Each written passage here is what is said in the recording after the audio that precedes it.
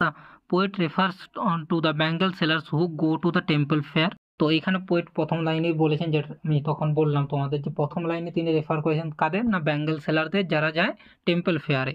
They carry their shining loads representing the heaviness of life. মানে কি না, heaviness of life মানে হচ্ছে জীবনের যে ভার, জীবনযাত্রার যে ভার, অর্থাৎ তারা যে জীবনযাপন করবে সেটার যে ভার তাদের মধ্যে ওপর রয়েছে, সেটাকে এখানে বোঝানো হয়েছে। It is made clear that they know that a temple fair is where they got to meet women of every age. They call out the people to buy their bangles, which are delicate, bright, rainbow-tinted circles of light. The bangles here are called as lustrous token of radiant life. It relates to the Indian custom of associating bangles with happiness and prosperity.